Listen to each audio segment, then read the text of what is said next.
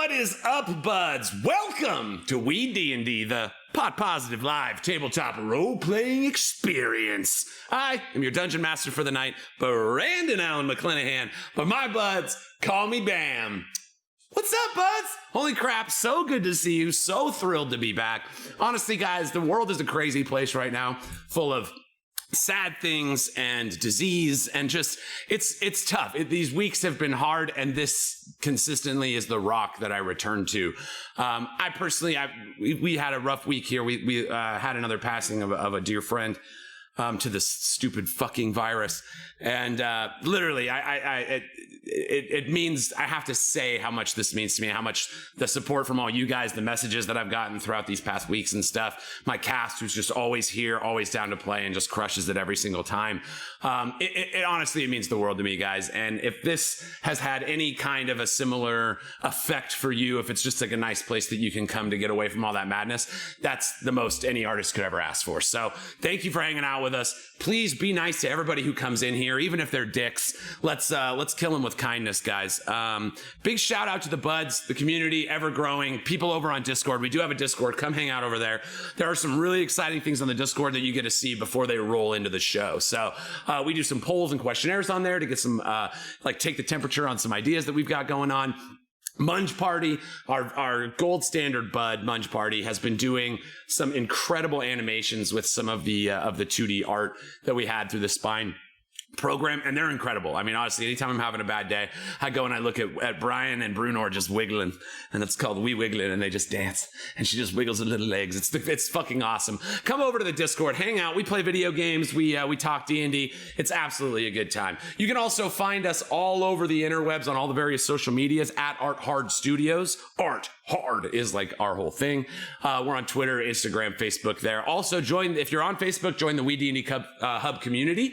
It is a group page over on Facebook. Getting close. I think we're almost at 1,500 members over there now or something. So fire memes, hilarious people, all super nice. Just one of those rare communities that isn't full of a bunch of assholes. So it's my great joy to kind of help facilitate all these awesome people meeting each other, finding out about how fucking awesome D&D is, and kind of demystifying some of the myths behind cannabis users and the types of people that we are.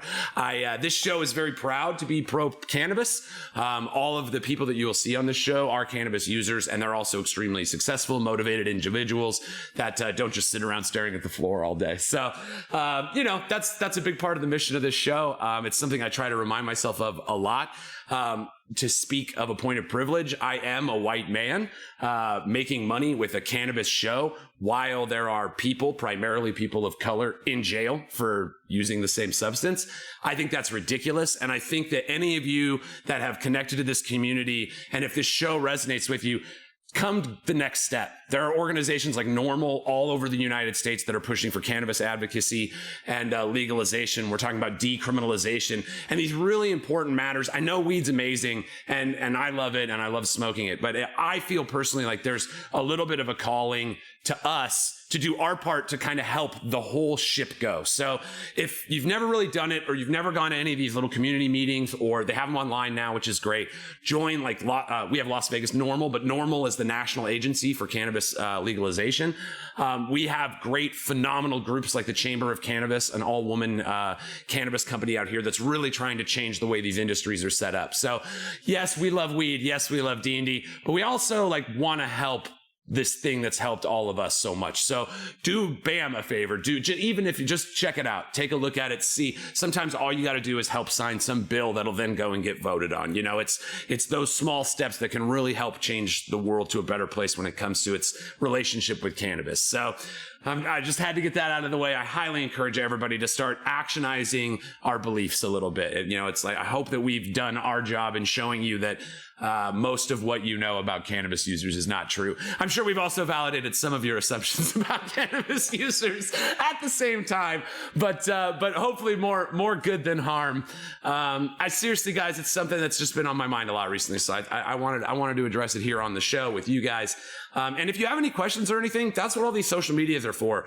A lot of us are lifetime cannabis users, some of us newer than others, but if you have questions or anything, the Discord's a great place. There's all kinds of other resources as well, and I'm happy to link you up to those. So if you have any questions, questions or anything, just as far as cannabis use, cannabis legalization, and kind of this green tide that's finally coming to this country, feel free to hit us up anytime. So that's another great thing for our socials. You get to just talk shop with us a little bit. So thank you guys so much. Again, I'm so thrilled to be here. This has been a very hard week, and I can't, once the camera is on and I see the 5 faces of some of my favorite people in the world, I get all mushy. So thank you, all of you. Thanks to my cast. Thanks to everybody who makes this show possible. It literally means the world to me and has been my rock through a very difficult time. So thank you. I love you, but I also love these people over here. And in order to speak to them, I'm going to have to take this joint, pass it through the magical fibers of the interwebs to my dear and wonderful friend, Brenna Folger. Hey, Brenna. How you doing, girl? I'm doing great. Brenna Folger here. You also know me as Brunor, the sea serpent, the serpent slayer, prince of the many seas. And I was just thinking, I believe my favorite Legends of the Hidden Temple team is the Silver Snakes. It's my shit. I believe that's my shit. Abby, did you watch Legends of the Hidden Temple? What was your favorite team, girl? Oh my gosh, I don't think I remember the names of the teams, but you know, the ones in the purple. I was always like, Team Purple, what up? Let's go. We want to win. And you know what? They did frequently. So usually. Let's go. Usually, right? Mm-hmm. Come on. Anyway, I'm Abby Dandy, but around here, I'm better known as Tynna Smoothhands, the halfling cleric. And you know what? I'm just like down to clown. Let's do it. What you got for me today, Droovy? Ooh, thanks, baby. I did used to watch that show. Was the Golden Monkeys a team, or was that was the like thing that you had to put together at the end that had the 3 pieces? Mm-hmm. There's the Green Monkeys. What was the Aggro Crag? Was that that was on Guts? Or was that another Nickelodeon show? Am I missing? Anyway, what up, y'all? Drew, Thoricus the Dwarf doesn't remember shit about Nickelodeon, because I'm getting too old for this shit. But anyway, glad to be here. All the things that Bam said, 100 fam. Sending it out to my boy Jake, best friend. Airdrop.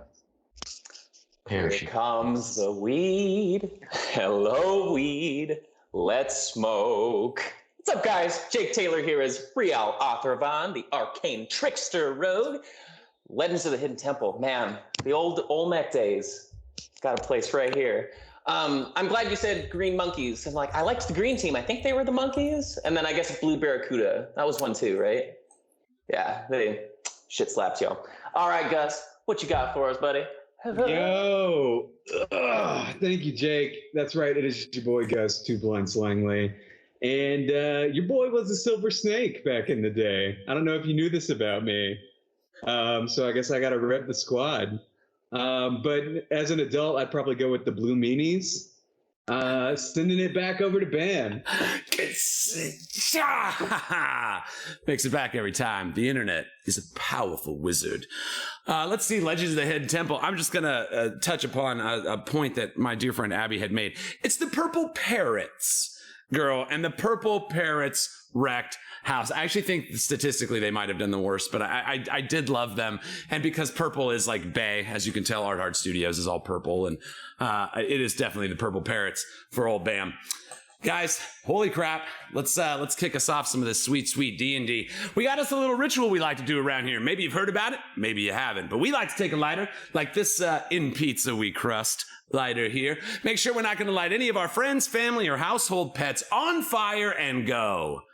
Lighters up. Let's play some fucking D&D. Weed&d, high fantasy, literally for you and me. So load up bowl and make a roll to take control. Weed&d.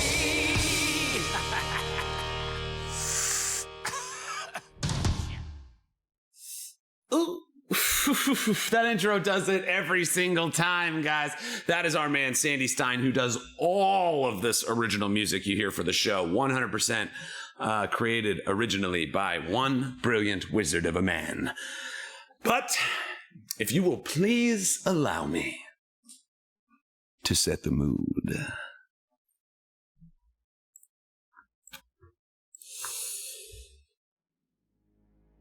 When last we left the Ferocious Five, they were engaged in an epic battle with the devious bounty hunter organization known as the Drown'd Hounds. As Brunor fought with Moody Black over the green magical stone in the dilapidated wizard's tower, Brian set about rescuing Tynna from the clutches of the dreaded Captain Kreifus, which he was able to do after Tokko the Hatchet entered the fray, severing the chains that bound her. Those chains, however, were quickly turned against him. The time was short to rescue the leader of the Burakan Stone Reavers, but the five would not be stopped. Divit and Rial, wrapped in their magical aquatic transformations, went about destroying the electric blue tentacles that surrounded them from below. Now, freed from their clutches, Thoricus Onyxheart used the Maiden's Board to savagely beat the remaining tentacle to mush, muddling it heartily. It was Divit who made it first to Tokko, and upon doing so, he received an offer from Captain Kreifus. Dead one, come with me, and your friends will live. Divit accepted. The offer as he and Kreifus led to the boat, which began plunging down the river. All right, guys, we jump back in. You hear the great straining we're going to start that over. You hear the great straining wood of the ship of Captain Kreifus after it has finally reached the top of the river. You know, you hear the shatter of wood splinters as the boat, now going at the top of the water, takes out entirely this southwestern bridge leading to the island. You see little splinters of wood just get lost in the kind of fast rapids of the river, you know, as it crests around this floating island in the middle where the wizard tower is, you know, where Brunor and Moody Black battle at the top. And there's that strange barrow on the east beach. You see that the water starts speeding up as it goes down. The ship of Captain Kreifus, you know, Divit held and captured in chains, almost like a Dr. Octopus. These like living chains come off of Kreifus, holding Divit in the air. You know, you see Kreifus's yellow jacket, his big yellow captain's hat, chains and tattoos and piercings with this living chain that slinks all around him. You know, even over the sound of the roaring waterfall, you seem to be able to hear this terrible sound. As the ship kind of bounds toward this southern area, you see it reaches about the south side of the island here. I apologize, I did have to pull a boat out. But down here where you see Divit and Kreifus, you see Kreifus turns. You know, he looks back over his shoulder. One individual blue electrical tentacle still remains in the deep part where the boat was originally docked.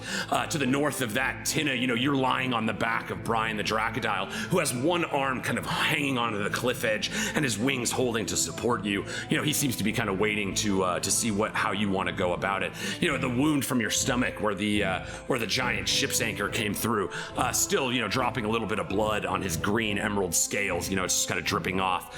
Next to the roaring of the waterfall, you see Thoricus Onyxheart, you know, with yearning in his eyes to get to the top and save his ally. You know, Thoricus, you don't see what happened to Tokko. You know, it's like you just saw Kreifus jump off with Divit now in his chains, landing on the ship before it started plummeting down the river. You see Kreifus turns and he calls out as the ship starts bounding. You hear the wood splinters kind of landing in the water nearby as he rushes down the river. He turns and screams, "Bring him, but bring him alive." And you see the boat continues kind of bounding off the shore. You see, you know, unlike a normal ship that may have been led aground, this ship seems to move with a magical energy. There's something innately magical about the way the ship is able to move. You've also seen it now completely submerge under the water, which you've never seen a ship do in your existence to this point. We jump kind of back to where we were in the initiative order, and as Kreifus bounds away, you know, currently on the battlefield, the only two enemies that you see, Moody Black, you know, all of the, I'll give you a nice little Moody Black, you know, a big black draped robe, over 100 crows just flapping around. You know, you see every now and again like the yellow poking eyes pop up and look out, the flittering of crow's feathers, and every now and again like a little feather will drop. When it hits the ground, it turns into this dark water. You see Moody, currently sitting with these weird black energy hands that are attached to the magical stone floating in the top of the rune. Her hands set over the hands of Brunor the serpent as you both kind of look at each other, pretty hot. This little moment you got, this really magical, powerful item between you guys. And you can't help but deny that you might want to get that murder on.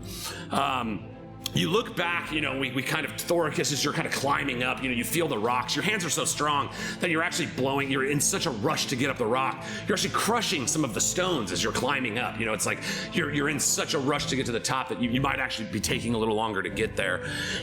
This mist from the nearby waterfall, now that's mixed with some of these droplets of blood, creates this almost like Gothic rainbow in effect.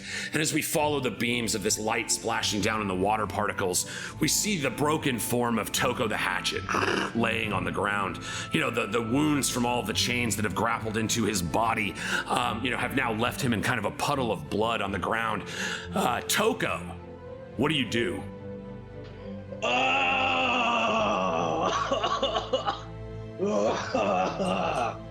Okay. I check all over, and I see if I still have that secret stash on me in my boots, because I am fucked up. Yes, Tokko, you start looking around, and you feel the glass jar, the greater healing potion you keep tucked in your back boot for just such an occasion. It's still there, and with the cost of a bonus action, could get you 44 plus 4 hit points back. I reach into my boot, and I rip the top off with my broken arms, and yeah, you almost have to grab the other, you're a bugbear, so your arms are much longer than the average man's, and you almost have to grab the broken elbow joint. Your shoulders are broken from being bent back. You pull your arm over, it's broken and out of sorts. You pour the potion on you, and you feel it set back in. Both your shoulders no longer broke. You're good to go. Tokko, you stand up on this cliff's edge. Some of the stones skitter from your feet into the waters below. You look down to your left, you see Thoricus climbing up. You lock eyes with him, your leader and commander. You look to your right, Tynna Smoothhands on the back of Brian. What do you do, Tokko? I see Thoricus, and I don't want to let him down. I see that there is one enemy on the battlefield left. I stand up and I slap Lucille on my chest and go, "Brother!" And I dive over him into the water towards the last tentacle. Yes, Thoricus, you're looking up, oh yes, Tokko, he lives, he's survived. He leaps from the top of the rock, and you see a nice beam of this sunlight, that rainbow, that Gothic rainbow for a moment, kind of beams down on the blade of Lucille, your original axe that you gifted Tokko. Tokko, you're flying down through the air. Did you want to rage, or are you just gonna do a normal attack? If I can get, well, I think I had to use. Did I have to use my bonus action? You're right. You had to use the bonus action. Good catch. Yeah. So I'm just gonna get as close to this thing as I can and try to attack it. All right, Tokko, as you start to leap, you kind of look down the river. You see the red face, the red mask of death, on Divit's face, as he seems to be pulled closer and closer to Kreifus. It's almost like they're about to kiss, like their faces are this far apart, as you see the ship kind of bounding left and right, but yet they seem to be standing perfectly straight as the ship moves around them. You see him disappearing in the darkness as you attempt to bring in Lucille for a strike on the remaining electric blue tentacle. Go ahead. All right. All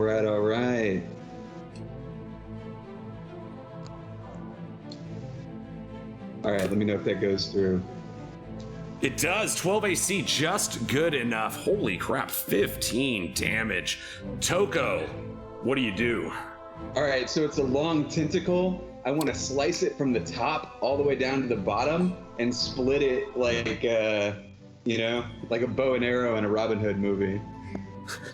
All right, Tokko, your big giant bugbear frame, your heavy leather mask as you jump down, the rage of the barbarian not yet instilled in your body, but you feel connected to an insane power right now. Like that magical touch when Divit touched your back, you feel like something filled you. And as you fall through the sky, you feel like your muscles are a little stronger. You feel like the axe is a little lighter in your hands. You mark your target, and as it cuts through, it splits like butter.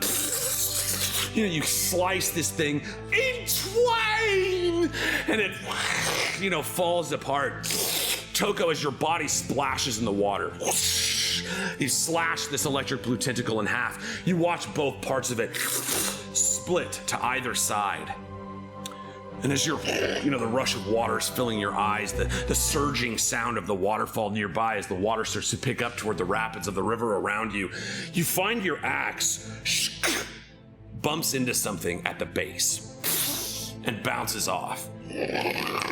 You're kind of trying to get your swords under the water. The rest of the 5 of you, Thoricus, you're like looking down, you just saw Tokko take this dude out. Now, Thoricus, because of your ability as a fighter, you know exactly what people's power levels are.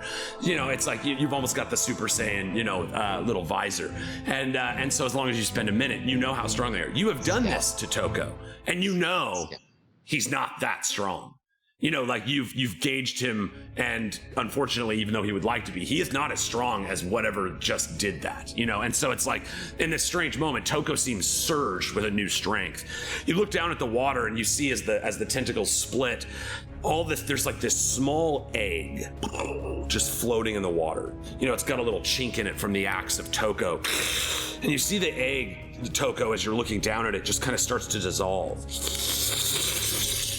And inside of it, you see the loose, floating skin of a bunch of corpses. It's like some of the skin has dissolved for so long that it's barely more than like a wet goo that just kind of starts spreading out in the water in front of you. But Tokko, as you're looking around, you can't help but notice that the half faces and small, arm skins and everything that you're seeing, these are all very small. Like these corpses were not big. They were perhaps children.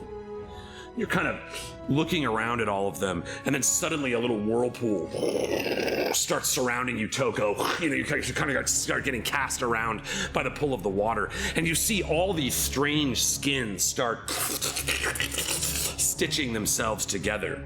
And then from the dirt below, you see one remaining electric blue tentacle pop up and then go through the bottom of them like a skin puppet.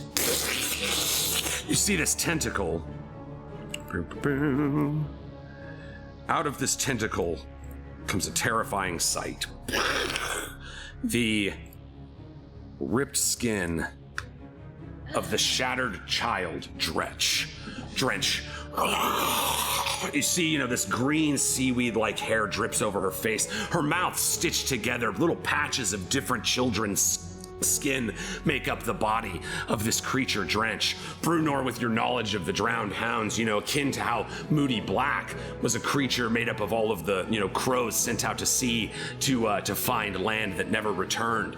You know that Drench is supposedly made of all the children that were given to the ocean. And so royal babies that needed to be put away, early medieval abortions, children cast into the storm as to not put a bigger burden on their family, boat wrecks where the child didn't make it. All these tragic stories all accumulate into this one creature, the sea cleric, Drench. I also know that the Drench is the not hot one of the entire group because children aren't sexy. They're not. Children aren't sexy. They're not sexy. Definitely not. They're not. So that's so the one bold of that's you to not say. hot. But you know what? She's fucking dope though. I respect her as a spooky, but she's not hot. Kids aren't hot. Sorry. You can kind of see, like a hand in a puppet, the weird electric tentacle stretches her body out at points and kind of distorts her. She's like a stitched together quilt of dead children's skin, and which I know probably appeals to you all as a group, but so yes, she's kind of hung over this. You see the tentacle that's operating her mouth. When her little stitched together mouth opens, you see the little electric blue tentacle inside, like she's somewhat puppeted by it.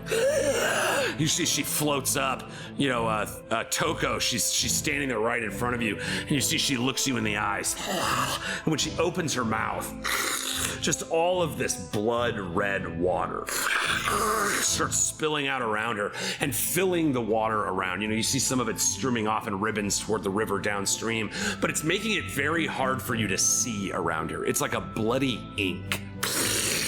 As she fills the water around you with this cloud of darkness, basically, she disappears back under the water. Thoricus, what do you do?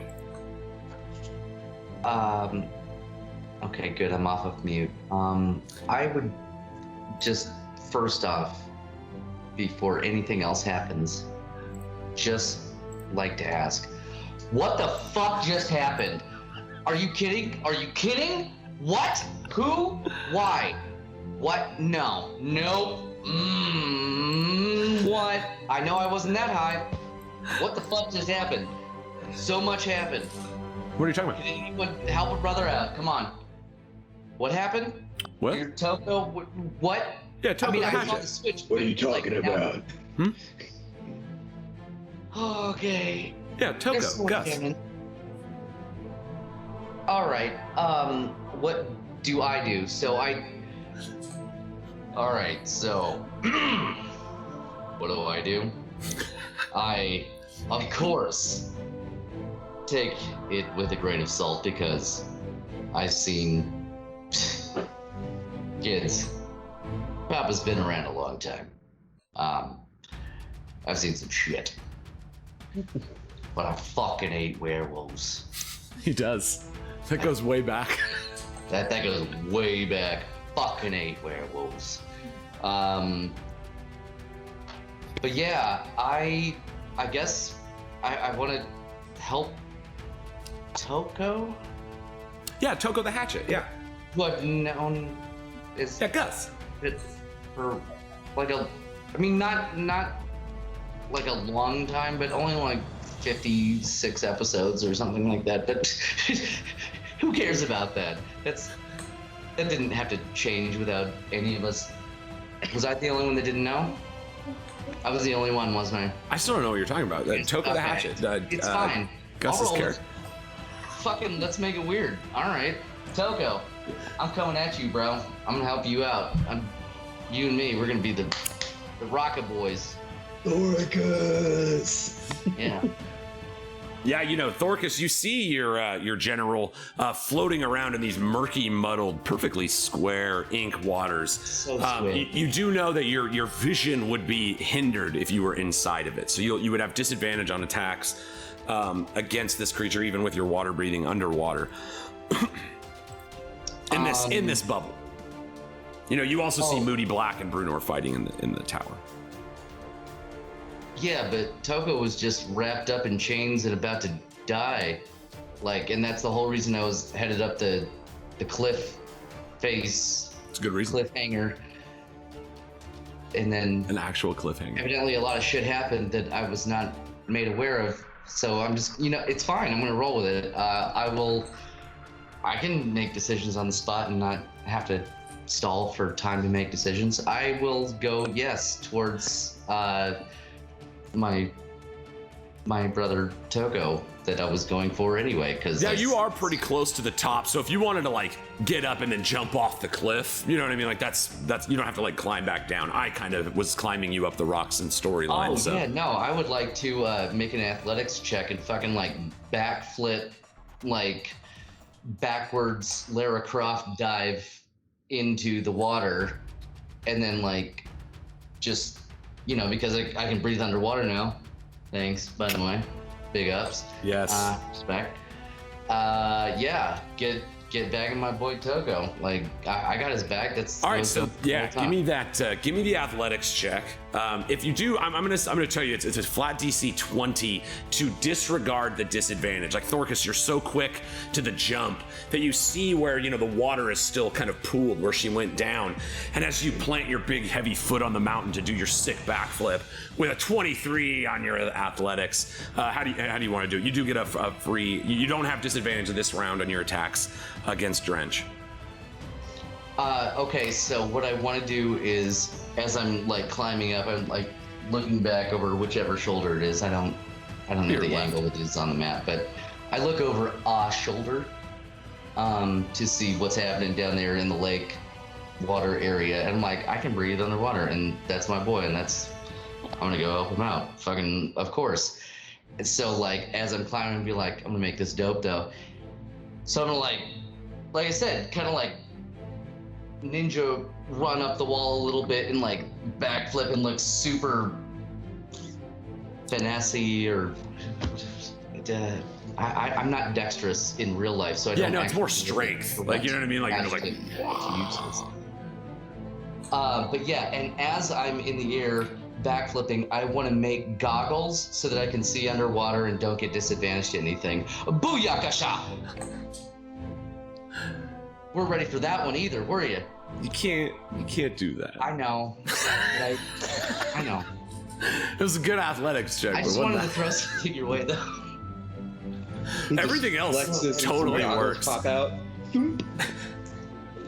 So Thoricus, you because you know, as I stated, you know, you kind of see the point where Drench returned to the water. You know, never one to stop from attacking a child. Thoricus leaps off the stone. You see the sickest backflip ever, you know, and Thoricus, you kind of use the spinning rotation of your axe to help aid you along the way. Almost you're so strong, you like go to throw your axe and then you just hang on to the handle and it lifts you even higher in the air. Like, so tremendous is your strength as you plant off the mountainside. You splash through the water, and you know, even though it's kind of like jets of this strange ink and dark burgundy water, you see that the target in front of you, you know, she is being parroted by an electric blue tentacle, so you see some of the color and some of the green sticky web of hair that sits upon her like fleshy head. But you see your target. What do you do? I was gonna say, is there something that I can kill right now? Because I'm gonna try. Papa's getting back to his roots, especially now that he can breathe underwater. Again, all right, her AC is not as good as I would like it to be, but it is pretty good. Well, yeah. Then I'm as my partner in crime so often says, I'm a swing. Swing.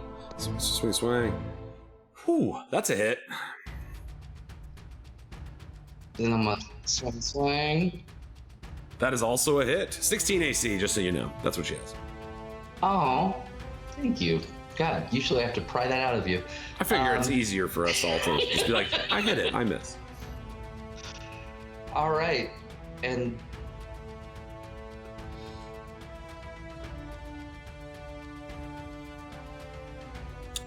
I think he froze. I was like, oh, damn, God. Drew is about to do the No, dopest thing ever. Yeah, he's taking a pinter pause right now. Yes. All right, let's see. He's still thrown by the whole Tokko Gus thing. Yeah. And I was really shocked as well. Yeah. Yes, full disclosure, since we have this little minute to discuss while our boy Drew is coming back.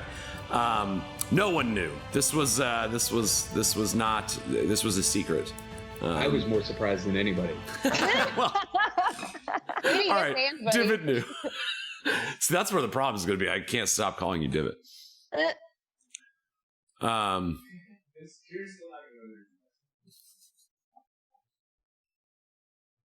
All right.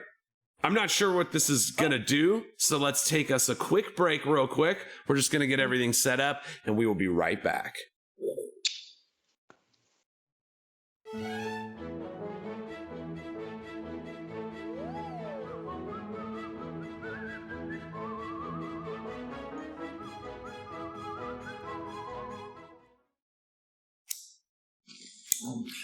We're back. Oh my gosh. Thank you guys. We lost Drew there for a second, and I didn't want to go too. I thought he'd just reconnect pretty quickly. I didn't want to keep going too far because, you know, there's badassery afoot.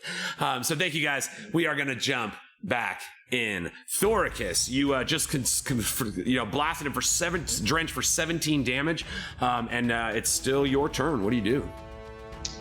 Well, as I was trying to say before the internet gods treated me like you do most of the time, I'm just kidding. You're so nice to me all the time. Please don't be mean. I'm terrible to Drew in real life. Well, I was gonna see how Drench was doing, like after 17 damage, like what it looked like. She is not bleeding, so it looks like she's still got some hit points, some of them hit points left. Outstanding. So may I bonus action with my little stand? Yes, absolutely. Yeah, using your your great weapon master, or your two-sided, what did we call it? I forget now. Just dual. It was dual weapon. Dual weapon mastery. dual weapon master or something. Yeah, it's like the one for great weapons, but it's specifically for two-sided weapons. So your bonus attack, unfortunately, 14 AC does not hit. Are you still blessed? What's that? Are you blessed?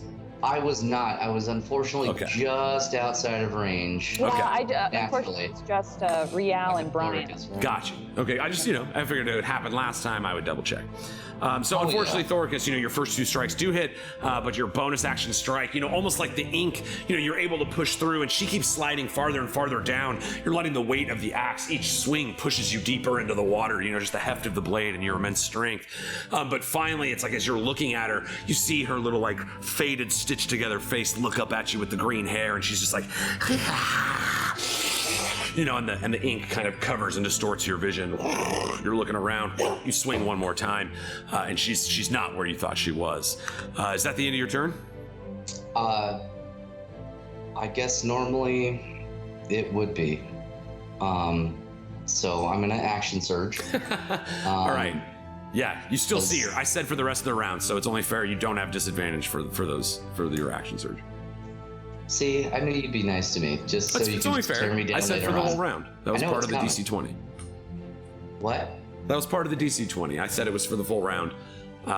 So yes, it's it's like you miss her with that third one, and the weight of your axe kind of pushes some of this bloody ink out of the way, and you see her again, calling upon that rage within for your action surge. You're like, while I've got her targeted, let me get another couple swings on her. Well, of course, and I want to show my fucking boy Tokko, bro, this is how you do it.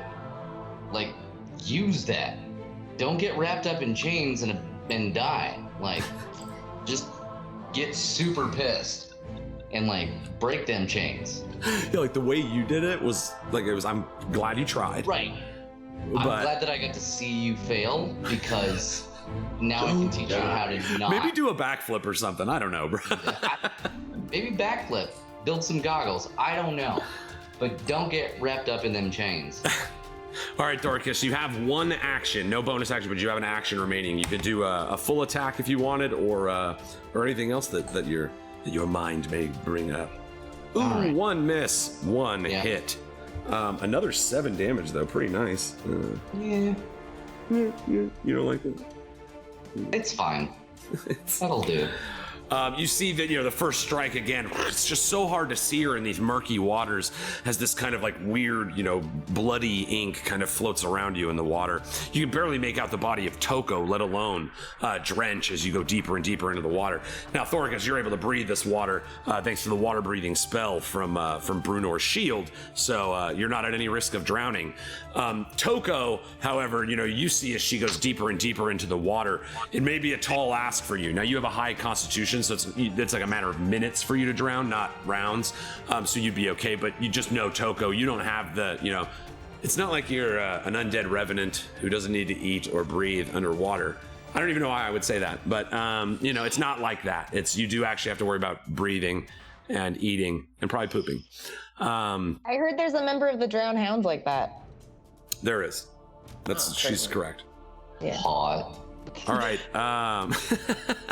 All right. So if that's the end of your turn, Thoricus, nice heavy flurry of axe blows. Tokko, you can't help but be, filled with vigor anew at the sight of the great, Thoricus Onyxheart, your general, coming in and putting the axes to this strange sea creature. It's harder for you to see through these murky waters, but you see the flashes of each axe. Thoricus, that's the end of your turn. Rial, you are up. Awesome. So, yeah, I saw this horrific sea child beast emerge, but then I see best friend just dive on in. And pretty much from there with the murky water where I at, my vantage point, all I can see is just I can catch the axe swings. So I know best friend and our dear friend Tokko the Hatchet, who we've known for so long. Forever. They got this nastiness covered. And I'm over by the tower where I saw Brunor fighting Big Booty Moody over here. And though that barrel is very curiosity inspiring, it'll have to wait. So. I don't know what you're even talking about. Oh, you mean the barrel over here on the beach by the west side of the island? Yeah, odd little barrel, but It is weird, isn't it? it's strange. It's probably not going anywhere though, and I know. Surely not. I know my friend needs some. Maybe not need some, but you can always use a little extra help. And if anything, I'm quick and quiet. So as I ascend the tower, I'd at least like to be, like, make some sneakies and see what's going on up at the very top. Yeah, so Rial, there's two ways you can go about it. There is, like, around this castle, there's kind of a front door that you could go in. Again, that front door would probably give you a pretty good vantage point to see that barrel that's on the beach on the east side of the island. I'm gonna go ahead and ping that. But yeah, you could go that way. Or if you wanted to attempt, again, this is kind of a dilapidated old tower. If you wanted to just climb up like the broken rocks of the side of it to get to the top as quick as possible, you could do that too, but it would be an athletics or acrobatics check. Okay, I like that. I will give you that check real fast. We'll go with some acrobatics, because you said it's like dilapidated. So yeah, I feel like I would eyeball the pieces that are easiest to like jump to and make my way up. Perfect. You know, using the son of a birch, almost like a little like hook to catch yourselves as you kind of just like, you know, using the tensile bow strength of the spider web itself to kind of like hoist yourself down and spring yourself up a little bit, you know, jumping, picking, you know, Rial, you're so intelligent. It's like you're looking, you're like, okay, well, this wall fell down here. This brick would slide away most likely, so my safest point to land is here. You know, you're starting to function at a higher level as you know, gain more experience in this body of yours that you now know the strange, bizarre roots of, you know, as the goodness cast from synthesis. As your adventurous spirit comes into light and you continue to your journey, you know, your faculties are becoming finer and sharper. You're more intelligent, more dexterous, quicker responses. Magic flows through you stronger. You kind of get your way up. It's super akin to like the Robert Downey Jr. Sherlock Holmes, where it's like I can plan out these different routes, like as experiences happened, and like yeah, exactly. You're like running the percentages, like 60% chance that Thoricus needs my assistance right now. You know, you're just looking around in the way a hyper intelligent person would. And yeah, so you, man. Now you said you wanted to sneak though. You don't want to like hop in, correct? Yeah, I want to at least kind of eyeball what I see as soon as I get to the top, because I got hit by one of those crazy blasts. That's true. Would yes. you recommend? So I don't really know what's going on up there, and I kind of want to. All right, so yeah, you're like, you know, you see your kind of your elf ears like poke over first as your high elf face kind of like bink pokes over the top. Now, Moody Black, you know, the crow creature, you see these twisted black energy hands kind of pinning Brunor's hands to the floating green stone in the middle of the room. And you see them both kind of focusing over this energy ball, and it's like it's being pushed toward Brunor, and then Brunor like makes eyes and something starts pushing back toward Moody, and you see they're just kind of locked in, like sending this magical wave of energy back and forth at each other.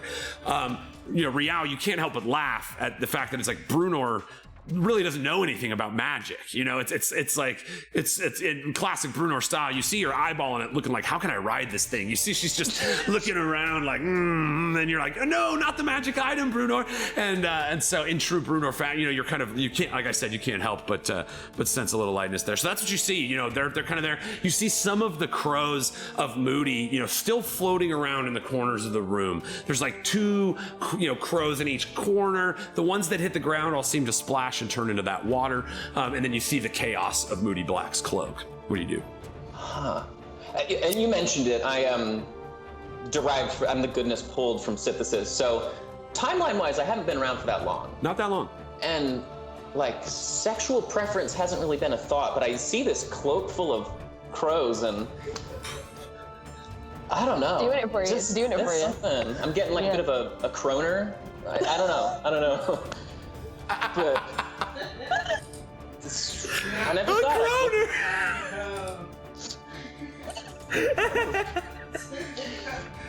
Oh, the vapor. You son of a bitch. That's brilliant. Oh, I swear to God, if you ghost with this thing, I'm gonna kill you. All right, go ahead with your croner. But, you hear Rial's croner tap against the rock. That's what knocks that brick out of place, but...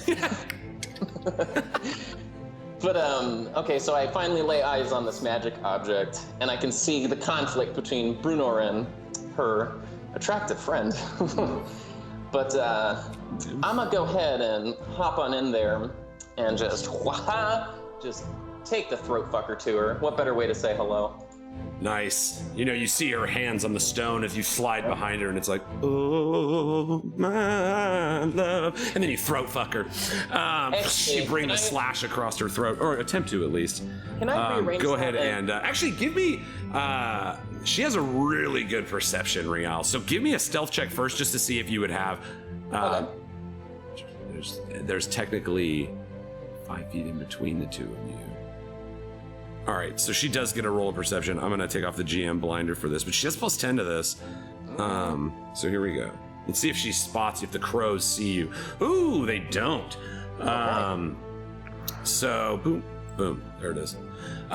You manage to sneak up. You know, it seems that she's so focused on this connection with Brunor that the crows in the room start cawing, and they're all fixated on this thing. You see a couple crows are looking at this strange crimson scarab that's just laying on the ground. You see a couple crows kind of pecking at it, probably the crows that may have spotted you had they not been distracted by Brunor previously. You know that thing. You saw Brunor pocket it. Yeah, that's got some druidic connections, we believe. Ooh. It looks funny true. that it's just on the floor. Brunor. Your shield's in the water. That necklace, that's definitely a scarab, just on the floor. We know this. We know it's a scarab. Crimson in color. It's very, very crimson, very red. If I had may, to give you those details so you could have something to write down. It's true. If I may, instead of the throat fucker, since I have not rolled it yet, can I use Rapier the Scimitar instead? Oh, Give yeah. a little more finesse. Yes, absolutely. Finesse quoi? A little finesse. Yeah, you know, you're very deft with your rogue training. You do have advantage because you were stealthed. And so, as such, you also get your sneak attack on her. So 6 damage that you do hit.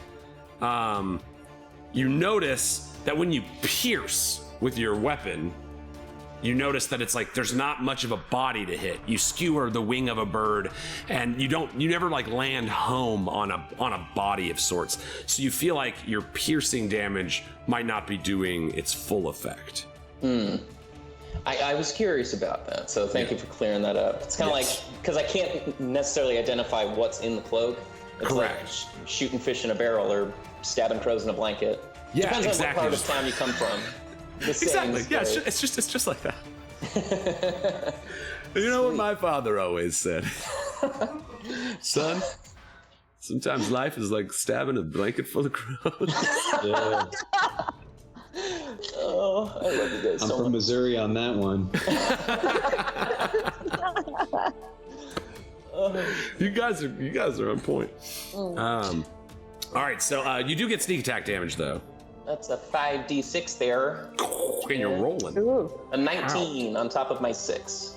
All right, so 25 total.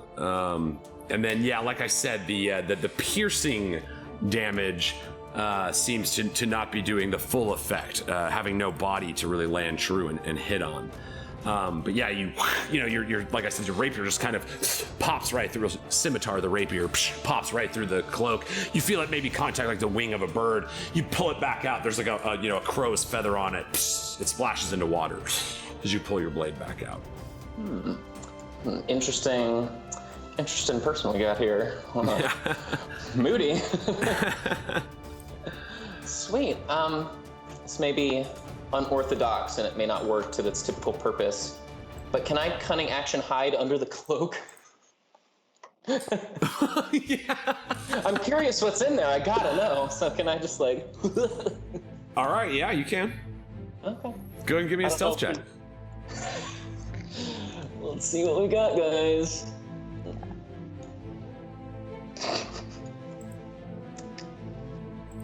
$28. All right, so she gets advantage because she does. I mean, you're inside of her, but she only gets a 27. Okay. Oh my god. Rial, it's gonna work like this. Because she does not have technically a body under this cloak, you will unfortunately take a little bit of damage from crows. But targeting you would be very difficult for her in this current state. So, you can't read the mind of Moody Black. But this experiment where you kind of jumped in, you feel, the disgusting feeling of crows flapping all around you. And bark, bark, you just hear the kind of cacophony of crows in your ears. But, as far as you know, you are hidden. As far as I know. Which I wouldn't have expected. Classic Dungeon Master term. Can always try, right? Can always try. Sweet, right. That's it for me. Cacophony. All right. Brunor, you're staring into the attractive 100 crow eyes of this strange Moody Black. Her electric black hands kind of holding yours against the stone. You see the blade of Rial, scimitar the rapier, pierce through, and then suddenly you see Rial pop and disappear underneath the cloak. You hear the crazy flapping of all the crows inside. And your hands are on this magical glowing stone, that wave being pushed back and forth between you and Moody. What do you do? When he stabs Moody through the back, it's like my own Sephiroth and Eris moment. And how dare you? I'm like, like I start screaming like bloody murder. Use a Phoenix down. I have 99 of them. Yeah, so I scream bloody murder because it's hilarious. And then, I just, like we all did when that happened, when we all saw it for the first time. I cried. I cried like a baby. Yeah, so so. I'm almost crying right now thinking about it, I'm not gonna lie. I go, Moody! So I want to grapple her, I guess. So my idea, if that's at all possible, she's holding my hands down. I want to twist my little wrists around and hold her, try to hold whatever energy hands she has, because I'm a fighty boy. I gotta get creative. If I can only. All right, so you want to? I just want to clarify what it is that you're trying to do. You want to pin her to the stone, hold her where she is. What is the? I just want to know what the effect you're going for is, so I know how to. I know what I want to do. I had a thought. I gotta think about it. Okay, so I'm gonna hold her and the stone, and I want to try shooting this thing one more time, at her. I know Rial's in there, but we gotta finish this lady. So if I could at least hit a bird, that'd be great. Okay, yeah. Remember, there is the you don't know how quite to aim this. Yes, but I figured if I pull her in and have her cover more surface area of the stone, it will still maybe hit her.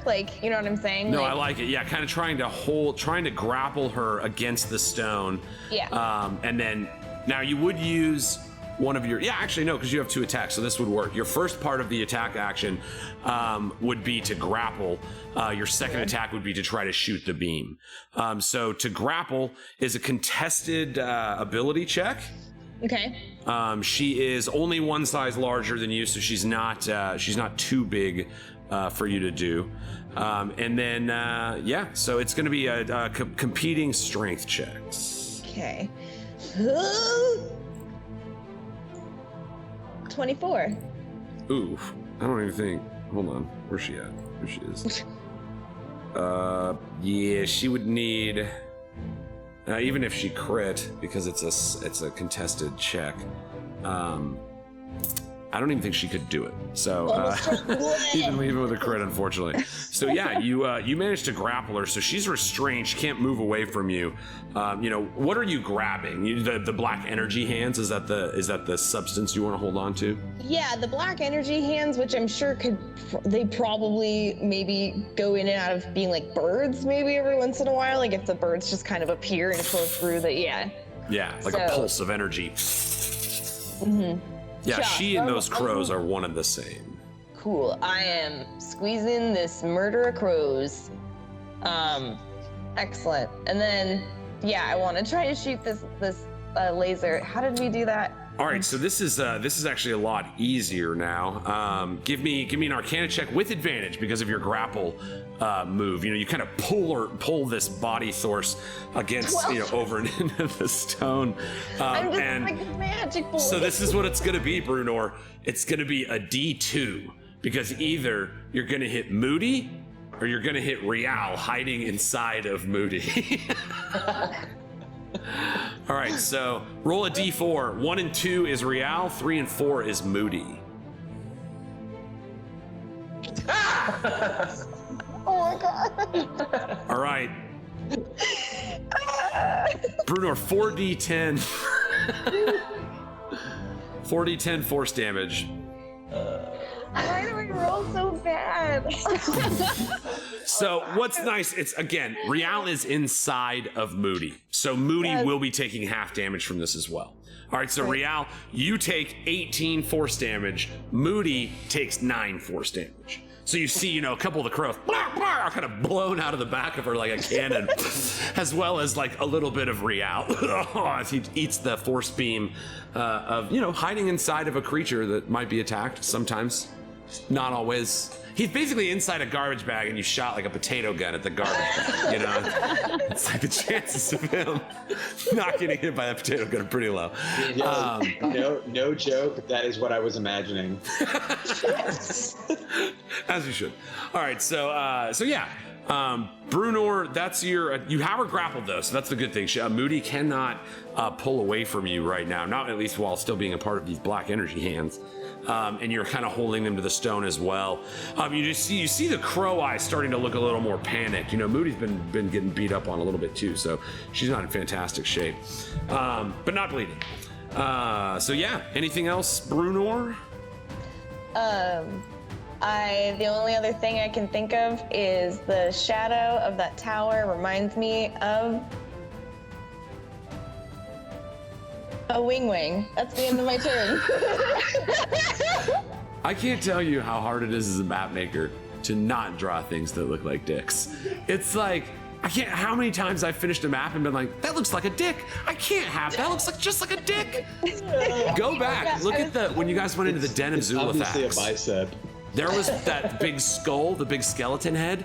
Dude, the island I had drawn, it was the skeleton head and then a big giant dick going into its mouth. And I was like, how did I not see this? Like, Freud would have a field day with my maps. But yeah, that's like undickifying my maps is a step in the process now. I'm just noticing your little barrel there is doing something, and then my eyes went down and I was like, oh, I don't know what you mean. I don't know what you mean. What's this barrel doing? I don't know. I don't know what you're talking about. Nobody's paying attention to that barrel, so it's not even that big a deal. Armstrong? What's that? Got that strong ass tower and only one barrel down there. What's going on? It's weird because what's funny about I remember there being a barrel on the beach. That's weird. Yeah. I also remember that. Yeah, it's wild. What is with today? Strange. Interesting. A wild magical world we're in here, guys. All right, so boom, Brunor. If it's the mimic, I'm gonna cry. It's Brian's turn. Then I'm gonna cry. Okay, Brian. Question: Does he have the shield? Tynna has the shield. Who has the shield? Thoricus has the shield. He didn't get a chance to throw it, right? Or did he? No, I don't think so. I don't think he ever had the chance to throw it. So Thoricus still has it. Nice. Excellent. So I want, if Tynna, this sounds good to you. Would it be cool if Bryman started flying you over our way? Yeah. I was gonna direct him on my turn over that way anyway. So please, yeah. Excellent. So he kind of like senses what you're like, smells what the rock is kicking, and he starts flying. He's just gonna start flying over towards the tower. All right, cool. Again, he makes it about halfway with his movement. Tynna, you are, the way it kind of works, like you guys end up kind of floating over the area of water where Tokko and Thoricus are. So on your turn, you can have Brian go up or down wherever you want if you wanted to target them with any. Just to clarify, because you guys are splitting Brian right now. So yeah, Tynna, you're kind of in the halfway place. I'll just kind of put you here and know that. Does Brian want to do anything else, or just kind of be ready? He could use his action to kind of dash to put her lower, or if you want her to come all the way back to you guys, you could probably pull that off too. Yeah, I'd like to land on the. If he can, just land on the very edge of this thing here. If we're gonna dash. Perfect. Yeah. Using his action to dash, he can get Tynna. Tynna, do you want to go with him all the way over to the island, or do you want to bail about halfway? You would have the option. Oh geez. Yeah, I want to go with him all the way over to the island, but I was hoping to summon my spirit guardians along the way. Oh yeah. Yeah, your turn is actually, no, Moody's next. So yeah, on your turn, Tynna, you can put those spirit guardians as an effect of wherever you were along that path. You know, this is all happening at the same time. It's the same 6 seconds. So how funny is it? It's like 3 hours of combat, 6 seconds at a time. Just takes an hour every 6 all the way over with him. But yes, on Tynna, just so you know, on your turn, you feel free to affect either battlefield. Depending on where you act in that travel. Brian did sacrifice his whole turn to get you over there. And so the next person is Moody. All right, so Rial, you're going to take some crow damage. This is technically an AoE effect. So make me a dexterity saving throw. All right. Because of your evasion, if you pass, it would be DC 16. If you passed, you would take no damage because it's an AoE. No! How about I just do the opposite? Ooh, a nice shit crit. Oh my goodness. I'm just like this.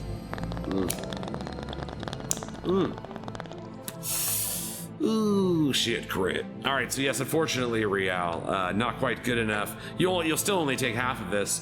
So it's 4. You take 4 damage. Half of that is 2. You just take 2 piercing damage from the little beaks of angry crows that just had this force cannon blown through them. You see, there's even like a little hole in the cloak now in the back of Moody that seems to be stitching itself closed. Strangely.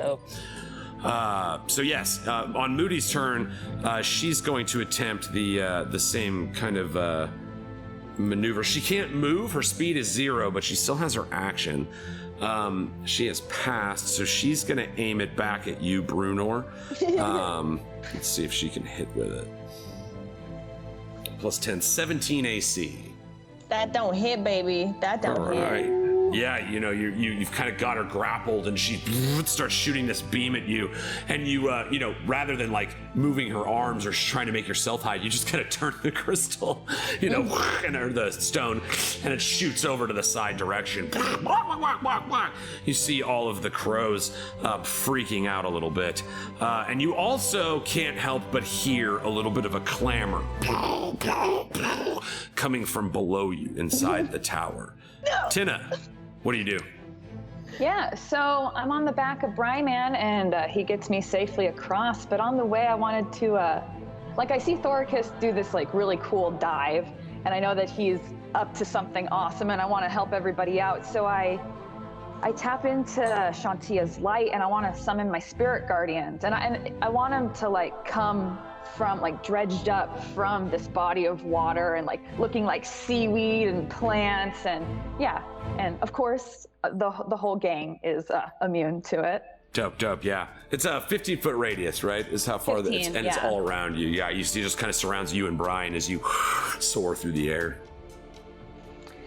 Yeah, so we get to the other side, and then I want to see if I can't like make eyes to Thoricus, like get line of sight on him to see. Make a little eyes. Oh yeah. No, I want to get line of sight on Thoricus to see if he's good. Everything's good for me to head on up. Yeah, Thoricus, you see Tynna checks in with you on the battlefield. You are kind of the general on the battlefield, and right now the battle's split in 2 locations. So she kind of looks back on you. What do you do in return? Usually I panic for a second inside, and then I just make the easiest decision. I hate to just break it down for you young people like that, but that's the older you get, the easier it is to make the easier decision. It's not wrong. No. Okay, so Tynna is flying over and... Yeah, I just landed on the other side, and I'm just trying to like make eyes, see if like you need me on your side of the battlefield or if I should move forward. I mean, I think that the other badass warrior you got over 6 here seconds to tell my this. best friend it's gotta be quick. Are Yeah, go take care of them. Okay, like, cool. Yeah. We like, I Tokko. nod, you nod, and then like I trudge on. I get off of Brian, and I give him a good like chin scratchy and a belly scratch, because really he saved my hide there. And then my movement's complete, but I'd like to dash to make it the rest of the way. Okay, cool. So it was actually Brian's movement that got you here. If you wanted to, Tynna, I know it's not your strong suit, but if you wanted to attempt an athletics check, you could try to hop up into that top tower. Yeah, absolutely. I'm feeling like hyped up. You know, I'm still riding that Shantia wave, always hyped up, ready to go. So Spirit Guardian still flowing around you.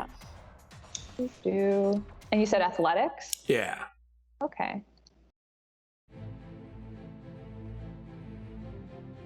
Unable, you make it about halfway up the tower. Tynna, you kind of jump up and you feel one of the stones slip away in your feet. You grab on with your hands, your little halfling feet kind of kicking. You kind of start pivoting your way up, but it's just taking a little bit of time. This wall is kind of falling apart around you. After seeing Rial bound up it so quickly, you might have assumed it was much more sturdy, but he is quite an adept with his both his intelligence and his athleticism. You kind of start to slide down, and your hand catches another boulder. You feel your weight kind of dangling, and then the boulder pops out. As you catch on once more, and your eyes are now peering in through this darkness. You see the front door of the first floor of this wizard's tower is burst open, and you're like, you see like the sunbeams behind it, and you can make out a form in front of you. It's this big giant barrel. It's kind of hard to make out, but the sun is being, cast aside by the light behind it. And you're just kind of trying to focus your eyes and look up and look down and, see which way you should go. You watch as this barrel steps into the room. It's like, it's actually moving on these little legs. And then you see the top of the barrel pop off and land. And then this arm comes out of it and grabs the top of the barrel like a shield. You see this little purple wisp of magic energy rise out of the barrel, and before you, you see the visage of Kuhn. You hear this as a lever holding a chain starts to raise up, and you see, Tynna, much to your own chagrin, another ship's anchor latches out as his other arm. Top of the barrel in one hand, ship's anchor in the other. He's got a peg leg on one side and a big wide foot on the other. He seems to be moving up the stairs toward the battle with Moody at the top of the tower. And that's where we're going to pick it up after intermission, guys. Wow. Barrel man. That barrel stepped in. Huh? I don't know what you're talking about. All right, guys, we will be right back. We do a nice little 10-minute intermission here. Check out this amazing, incredible fan art, the incredible music by Sandy Stein. I cannot sing the praises of all the artists that have sent in so much incredible stuff. Go over to the WeeD&D Hub. Check out Vlad Kolinik, our head art guy, the one who's done almost all the images that you see. Finished his 100th piece of art for this. 100 monsters he has drawn now in the breadth of the 15 months or so since we've started this. They're all amazing. All series 1 through 7 can all be found. He drops them all in the WeeD&D Hub, and just check out this incredible art. Believe me, I'm packaging it in some really fun ways so I can get you to see all this hot new stuff. Hang with us 10 minutes. Get yourself a water. Don't forget to hydrate, buds. It's very important that you drink some of that H2O. I'm talking to you, Darko. Just make sure that you're drinking, and we will see you in 10 minutes. Mm. Mm. Mm.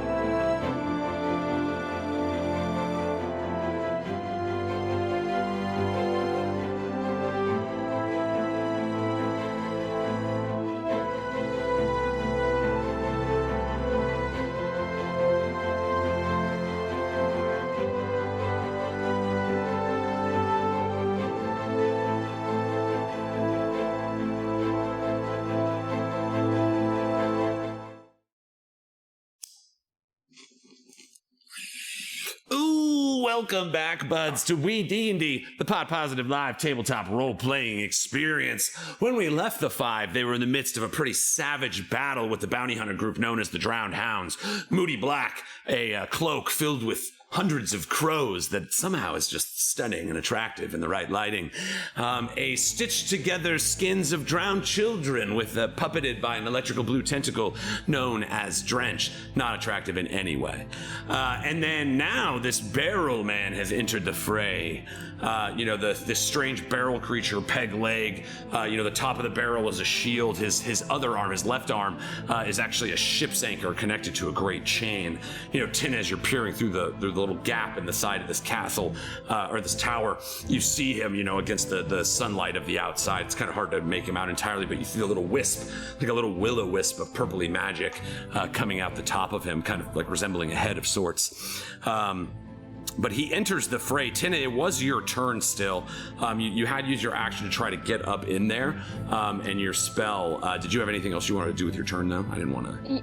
Yeah. Can I, kick my feetsies into the room and kind of land? And if I could do it in a way where I'm doing, an awesome kick that, kicks this mysterious barrel force in the barrel stomach. Okay, I like it. It's going to be... It would be an acrobatics check. Again, not necessarily your strongest point, Tynna. I'm feeling very feisty, though. Yeah, no, I love it. I love the... If at first you do not succeed, try again. So yes, go ahead. So give me an acrobatics check, Tynna. You're going to try to, these rocks that keep falling from you, that you try to just pull one away and jump in. Again, with an 8 on your acrobatics, not your finest attempt. As you jump, the where your arms are leveraging, the rocks blow. The boulders of the bricks of the outside of this tower kind of fall away, and you end up kind of landing prone on this staircase. But you are within 15 feet of Q now, which means your spiritual guardians would actually reach him through the range of your spell. Go ahead and give me that for damage. Yeah, sorry. What is that, what do I need to do? Spiritual guardians, right? Oh, yeah, I just rolled a spell. Boop. There we go. boom, 14. And I believe they get a saving throw. When it starts its turn there. Okay, so on its turn, it'll make a wisdom save against your DC. Which does it say here? Do you know what your spell DC is, Tynna? I'm sorry. Let me check on that for you. Dooboo, doobie, dooboo. 14 damage. And DC. I'm so sorry. Where would that be? Let's see. I can actually pop it up. It should be on your spell casting page, kind of near the top.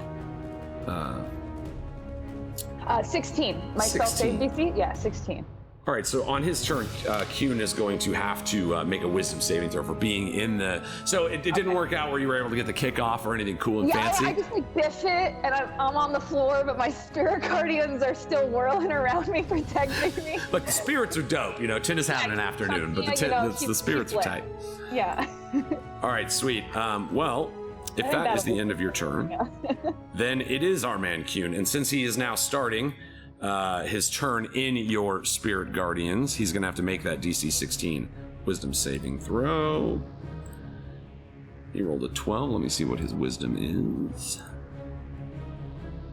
Plus 2, 14. So he fails. He does end up taking that 14 damage. You see that, the serpent, or the sea serpents and animals and all the aquatic spiritual energy just kind of splashes into his body. You see a couple chinks on the barrel from where Divit's shatter spell had struck him before as well. So he takes 14 radiant awesome. necrotic damage. That's fun.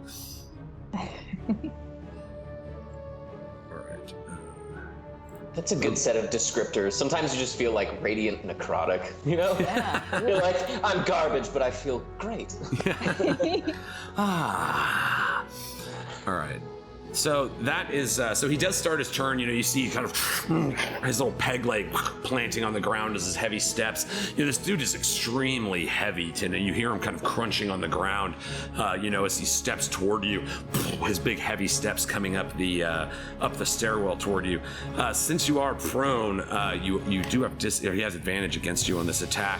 Tynna, you can't help but feel the quivers of fear in your stomach, literally your stomach, as you see him.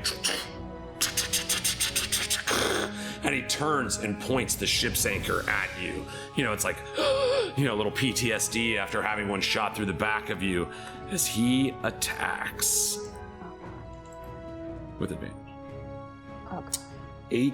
6 and an 8, not super hot. That's a 16 AC. What's your AC, Tynna? 18, baby, doesn't hit. Tynna, you're like, not again. This giant anchor starts shooting at you. You see it blows through the back wall. You manage to kind of roll on the ground, and it blows some of the stone out of the backside of the wall, cascading some of them at Brian. You see he kind of slaps him away with his tail, no problem. And then you hear the as the chain starts retracting the anchor back toward him. He won't be able to fire it next round, but it is something that recharges. It's very nice. Even with advantage, he managed to miss that one. That is his move and action. That's the end of his turn. Tokko the hatchet. You're floating in the blood-muddled ink waters, surrounded by blades of chaos. What do you do? I come to the realization that this beast in front of me is made out of tortured souls of children, and that enrages me. Bubbles start coming out of your mouth as you feel the surge of, your Tokko, your source of this totemic rage comes from your belief in the Raka. And so you feel, as you've seen Thoricus animate before, you feel the Firebird building your chest, filling your arms with her mighty wings as you start raging out under the water. Yeah, so I'm raging now. That's fun. I've never gotten to do that before. And I'm gonna use this opportunity to try to. I'm gonna free these souls. I'm just gonna attack this thing. All right, so you have advantage, but from your rage, but you have disadvantage from the muddied water. So that's just a wash. You just have a normal attack. Cool. And again, Drench's AC is 16. All right, so swing with Lucille. 24 AC, dope. 14 damage. Nice. You know, again, following the axe strikes of your general Thoricus Onyxheart, you know, you see where his axe blade falls, and you follow in suit, you know, as more of this blood starts filling the waters around you. You cut a huge section of flesh off the side of her, and you see it just withers into this papery, thin skin that starts floating down the river. Yeah, I definitely take another swing. Swing, swing. Swing, swing, baby. Ooh, the second strike, you know, as the blood from the wound that you strike fills your eyes in front of you, it starts to kind of sting, and you know, it's starting to burn, even as you ferociously rage under the water, kind of steaming the water around you as bubbles start to exude off your body as you just tap into this fiery rage. But you are unable, on your second strike, you see you swing, and you just cut off a piece of the fabric. You know, you don't make any connection to any of the skin inside. The piece of fabric, too, kind of floats as a little sludgy mess down the river. You got anything else, Tokko? Yeah. No, I just look as the little piece of Oshkosh Bagosh floats down the river. All right, Thoricus, you see your man Tokko the Hatchet, you know, following suit, putting the pain down on this strange monstrosity of the ocean. What do you do?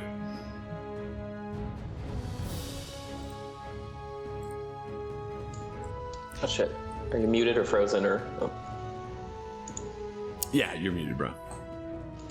Somebody casted silence on Drew. Sorry. My bad. Okay, cool. So, yeah, I mean, I'm still down there, right? Electro, tentacle, puppet, child skin, drench, not hot, is down there, and yeah, let's fucking get it. Me and Tokko, we're whipping up a beautiful margarita. Do this. The settings are right. Your first swing, unfortunately, and again, you have disadvantage on these strikes as the ink starts to fill around you. You swing, even with disadvantage, the second one hits, bro. You know, following the same suit, you and Tokko are kind of like timing your strikes to try to find her in this darkness. You start working seamlessly together. You know, the tenets of the Stone Reavers instilling both of you. Yeah, he wrote the notes. Nice. All right, so 8 damage, nice. You see, you know, Drench is still going. She is still not bloodied though. Whew, even with the disadvantage coming through with that 27 AC, that's another hit with your bonus action strike. And for 8 more damage, Thoricus, very nice. You see, she is bloodied. As you strike, you see some more blood starts to come out of her, you know, the strange inky darkness. It's hard to make her out. And then Thoricus, suddenly, you see her eyes kind of glowing in the water. And you start to see these little tendrils of blue energy lifting up like sea worms from the ground around her. Go ahead and finish your turn. Oh shit. Hey, I don't want to interrupt Thoricus, but it's still your turn and I was right before you. I forgot. I never play a barbarian. When I'm raging because I'm the totem spirit of the wolf, my allies within 5 feet of me with the fighting get advantage. That's true. Yes. In this case, the same amount of hits and misses is the way it worked out. Even if we just flushed and had no disadvantage, your But you got my back though. Yeah. No, that's dope. Yeah, I just wanted to make y'all aware. I should have said something earlier. No, that's awesome. I forgot about that too. Yeah, as a totem wolf, when you strike people, because it's like that wolf pack spirit, you know, like I kind of instilled in that story moment where you guys are starting to like fight synchronistically. Anyway, synchronicity. There we go. That's kind of channeled from that spirit of the wolf. Oh, cause you're hungry like the wolf. I didn't need to do that, but I did it. Yeah, you did. All right, so Thoricus, you got anything else for your turn? No. If Drench is still there and Tokko's still there, like, we're just gonna stay here until we fucking get it done. Like, the rest of the team can handle biz. I guarantee it. So I'm done. Here we go. All right, so you see, as those little blue tendrils start noodling up from the ground around you, Drench's eyes flash this electric blue color that matches the tentacles. And you see a pulse of energy shoots down through the one tentacle. And all these little worms start growing into like veins that spread out with this electric blue color in the water around you, kind of cutting through the inky, bloody mess in the water. And they strike, and it fills around you in a 90-foot radius, this huge area of these Evert's tentacles she casts. So when you start your turn there, you'll be making a DC 16 dexterity saving throw. Just remember that on your next turn. Actually, go ahead and do it now. I'm not gonna lie, I forgot to add her into initiative. She was supposed to go before you guys. So in this case, it would be now. Tokko and Thoricus, please both make me a DC 16 dexterity saving throw.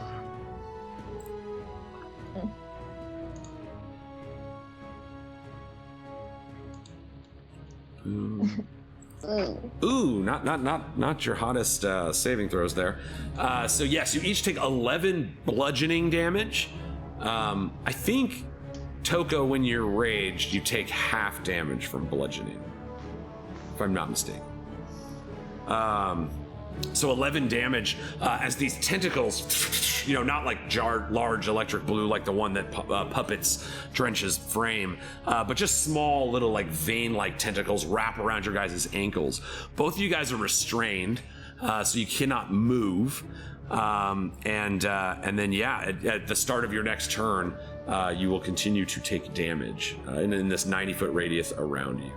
I'm sorry, it's a 20-foot square. Fill a 20-foot square. So it's a 20. Oh my goodness! Wait. What? Oh yeah. Oh, buddy. Oh man. Oh mama. Oh mama. Oh, we're gonna layer it right on the other. Oh yeah. Oh, look at that. Oh baby. No. Look at that. My goodness. Some of your finest work, my friend. Oh my god. And he looked upon it and wept. All right, so you guys are trapped in this amazing square, and again, like I said, the Evert's tentacles, Evert's blocked. Well, in this case, they're electric blue, but you are restrained until the spell ends. A creature that starts its turn in the area and is already restrained takes 3d6 more damage. You can use your action to break free of them, DC 16 Strength or Dexterity saving throw, but it does take an action to do so. And she is currently concentrating on that. All right, so that is Drench's turn. She's gonna stay there. She's sitting pretty in her little bloody fog. Rial, we shoot back up into the top of the tower. You hide the crows of Moody Black all around you as you stand inside her garbage bag, her cloak, and what do you do? All right, yeah, like you said, I'm hiding within Moody Black. I would kind of like to, because now that I'm kind of in the same space as her, I'm right there by the stone. So if I could crouch down and also put a hand on it. Yeah, give me an Arcana check, Rial, to see how well you can control it. With a DC 20 Arcana, you can choose your target. 23. My man, you understand the magical nature of this stone. Like I said, it is an ancient kind of magic. You can only imagine a powerful sorcerer or wizard must have lived here at some point. But it seems, like I said, all the books are worm-eaten. The tapestries on the walls are all tattered. It was a very long time ago. This tower just stands, kind of anachronistically against the horizon. Interesting. I was going to ask you, how would this magic make me feel? But when you say ancient magic, I feel like where it's an understanding past my own, but it's like, oh, okay. Yeah. Yeah, you touch the stone and you feel it. You're now attuned to the same beam of force energy that is bouncing between Brunor and Moody Black, but now you're in on it too. Well, how about I get this crow off my back and just... If I can crouch down and just blast her. Absolutely. As you attune into the magical energy, it's like you're looking through a looking glass and you can see where this energy will be unleashed. You kind of turn it from Brunor and focus it back at Moody, ducking this time as to not hit yourself, and you light it off. You do have to attack. It's a D20 plus 10. Okay. D20 plus 10. That's a hit. 4d10 force damage. All right. Let's see what the D10s say about that. I think Bruno rolled like a 4. 11. Ooh, 11. All right. That's a shame. I mean, force damage is dope because not a lot of things are resistant to force damage, Moody Black included. Nice. You see as you shoot this man, you know, it's almost too powerful for you to handle at first. It's like shooting a gun for the first time and not expecting the kickback. You know, the magical energy pushes back into you, and your hand for a brief moment blows off the crystal as the beam shoots. You can set it back on, but there's a kick. This thing's got quite a bit of magical power contained within it. Rial, you got anything else you want to do? Let's see. I want to stick kind of in the same area here. With hand on crystal, I want to stay within her threat range, but I want to move like out of Moody between, so it's like Moody, Crystal, Brunor, and I'll be on the side, but closer to Brunor. Cool, yeah, you're like, oh, screw these freaking crows. You kind of slip out, you know, with the weird feeling of like having just been inside of a thing that's alive for all intents and purposes. Kind of thing you changes slip out, you know, you can't help but still hear the crows in your mind a little bit as you stand in front of it. But yeah, you are no longer inside of Moody Black. Cool. And other than that, I'm good to go. Brunor, you see Rial slide out from inside. You know, you also sense his energy in a weird way. It's like you can feel the life essence of all three of you almost feeding the energy in this stone. But yeah, Brunor, you sense the presence of Rial. He jumps away and gets on the other side of Moody. What do you do? So I am still holding on to her, and I'm going to... Yeah, okay. I am going to try to shoot this laser at her, and hopefully Rial being a part of the situation now helps me a little bit. So actually what is in a brilliant effect what Rial has done, he has put Moody between you and he. So in effect, it has to hit Moody in order to hit Rial. It's a straight line beam. That doesn't mean Rial cannot be hit. But we're gonna do this. On the D4, 1 through 3 will just hit Moody. If you roll a 4, you'll also clip Rial. Nice. Yeah. All right, so you know, Rial, you're like, I'm not getting hit by this again. You duck. She shoots the beam. 4d10. Oh no, I'm sorry. You already rolled to see if you hit. No, Rial did. 1d20 plus 10 to see if you hit Moody Black. 18 is a hit. 4d10 force damage, Brunor. This wild energy kind of, you know, you're a little better at hanging on after a big kick with your, you know, proficiency in riding things. You're just like, you can handle energy waves in all directions. 18 damage, very nice. Cha. You know, a couple crows blow out the back of Moody, land on the ground and splash into black water. The hole that's blown through her cloak just above the head of Rial, you know, you see the cloak itself starts stitching itself back together. Brunor, you got anything else? You know what? I don't. Can I hear a ruckus below us? You can. You heard the explosion of a wall beneath you. You know, you're almost kind of surprised this whole top of the tower didn't come crushing down, and are now kind of keenly aware of that potential as this dilapidated tower is starting to like fall apart at the presence of the battle below. Cool. Then Brunor is done, but Brian, I would like Brian to fly up and see if there's an opening in the tower, and if he can see Coon, the cutie, barrel-chested cutie. Old Coon.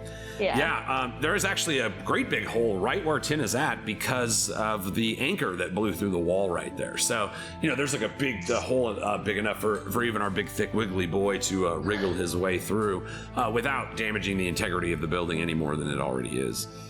Cool. I'd love if he just kind of perched up in that hole and shot a little breath weapon at this cutie boy Coon. All right, give him Q the BW. Go ahead, hit him. I think he gets a saving throw. 17. It's a DC 11. The barrel-chested lad. He's also, oh yeah, he's got, The last You rolled two a still, 1. right? Yeah! Whoa, shit, crit. Ah, shit crits. Ah, yes. Yes. All right, so 17 fire damage. You actually rolled super hot with that 4d6. And he takes full damage, and it is fire damage.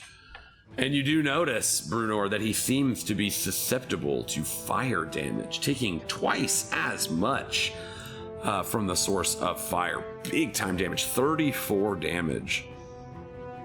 Shaw. Hell yeah. Sucks to suck, Coon. You know, you see the wispy fire seems unaffected, you know, but the barrel itself is kind of scorched by the fire marks. But yeah, you see the little pink will-o-wisp, you know, thing that floats at the top where its head would be, seems to be unaffected by the flames. So yes, Brian, that's move action. You got anything else? That's it for me.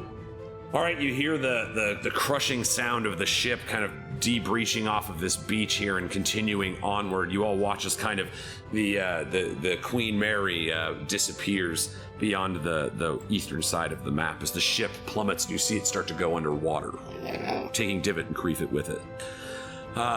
It is Moody's turn. Moody is going to, kind of sensing the situation that she's in, watching, being sandwiched in between you guys.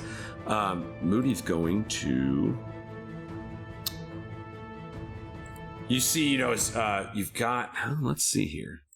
So she's going to try...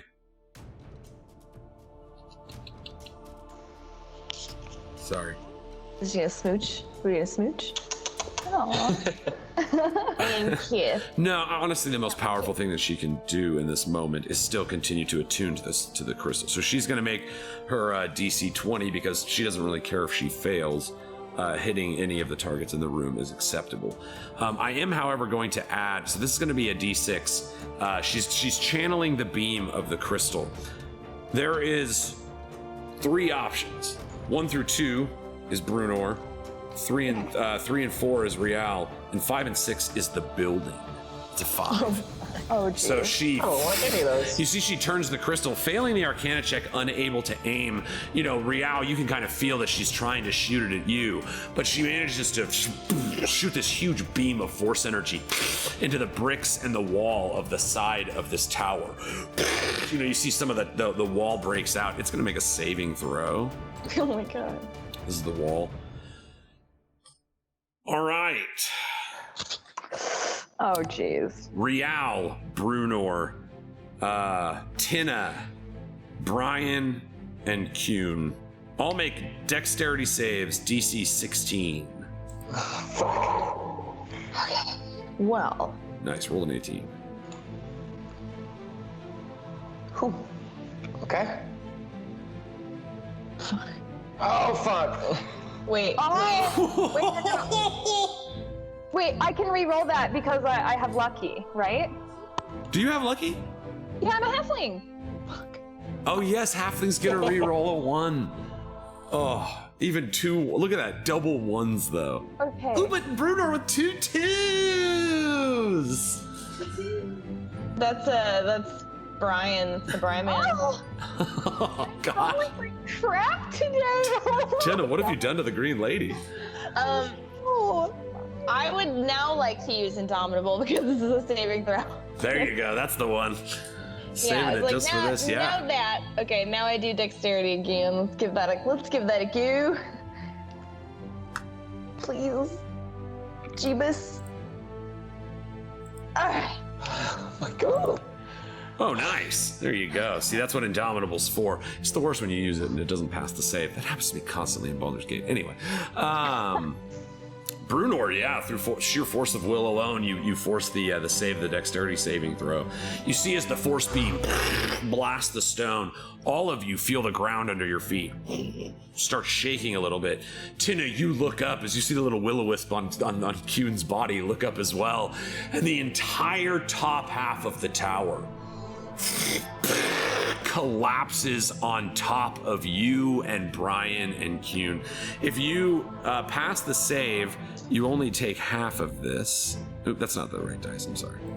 So if you pass the save, you take 4. If you failed the save, you take 9 bludgeoning damage as these crushing stones fall on top of you. Rial and Brunor, you both manage to pass your saves, and as the building starts falling around you, you each start jumping to like pieces of stone as they fall and leaping, and you both kind of jump up at the same time, one with great strength, one with great dexterity, you know, and you leap into the air as the building crumbles under you, and you kind of land on the top of the wreckage. Moody Black, still hovering in the sky, floating above you, takes no fall damage. So yes, I know it's a little hard to represent, but allow me to just be like, there's a big crash and a purple thing, and oh my gosh, it's all broken. The top half of this tower now sits. Oh my goodness! Oh gosh! I got carried away. The tower is now broken in half, but sitting on top of Tynna, Brian, and Q to be handled with on each of your turns independently. Moody's done. Tynna, there's a building on top of you. You know, you feel the pressing weight of the stones that are crushing against you. What do you do? Yeah, well, I'm guessing that broke my concentration on Spirit Guardians. Actually, you would make a saving throw. It would be a DC 10 Constitution save. Okay. It's 10 or half the damage. In this case, you took 9. Half of 9 would be 4 or 5, but 4.5. All right, sweet. Yeah, you pass. 18. So okay. You feel almost helping lift the weight off of you a little bit as these guardians of your spiritual energy kind of press, helping you have made that last pass. So yeah, you still manage to have them on hold. You know that that any creature starting in this, in their turn in this aura will take damage still. Right. Okay. Cool. So I'm gonna get up from prone then. Just push all the rubble off of me. Yeah. Cost half your move.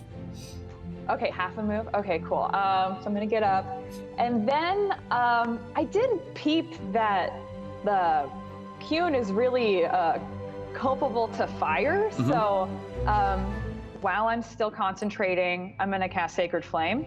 All right. Sacred Flame is actually radiant energy, just so you know. It's not a fire source. Oh, okay. I only say that because the spell is called Sacred Flame. I know, like what? Oh, whatever. Sacred Flame. I'm still gonna cast it. Still a great spell, yeah. Yeah. How dare you mention Chill Touch, Thorcus? I feel like Chill Touch guy and freaking Divine, or freaking, I'm forgetting the name of the other spell. Sacred Flame. Yeah. Same guy. Same dude. Same guy. Ooh, kind of poo-poo on that damage though. 2 1s. Oh, ugh. They do get a saving throw to take. He does get a saving throw to take half of the 2. Okay. He rolled a 7, so he does not get the pass on that. He gets that full 2. He's eating the whole 2. It's really nice, 2, juicy, you know. Nice juicy 2. Yes. He's getting 2'd up from the boot up. Well, I think that's it for me. All right, Tynna. Tokko, floating around. Oh, no, I told you I'm adding, her turn is before your guys's. I still haven't added her in. So, I have a question. Yes. If Thorcus has the shield, does that give Tokko the ability to breathe underwater? No, because it casts as a spell, so he wasn't in the aura when it happened at the time, unfortunately. But Tokko again has a good constitution, and it is a matter of minutes, so that's like 60 plus rounds before he's really drowning. It's kind of a weird thing in D&D that I think might use a little extra attention, but that is the rules as I understand them. It's your con modifiers amount of minutes. Yeah. So no, it's a valuable question. It is a powerful item, but unfortunately it does have its limitations. It would have to be in the presence of the cast. So yeah, Drench is gonna go. You see her eyes still. She's still focusing her concentration on the spell, the Evard's black tentacles, which contain you and Tokko, and she's going to try. Ooh, okay. You hear the roar of a great sea beast. Brunor, almost immediately, you hear the cry of what you know this sound to be, even if just through legend and song.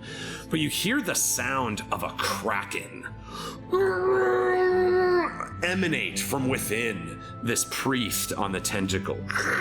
You hear the great cry of this crazy beast. It is in primordial, if anybody speaks primordial. You don't even check. You must succeed, so everybody within 300 feet must make a DC 14 charisma saving throw.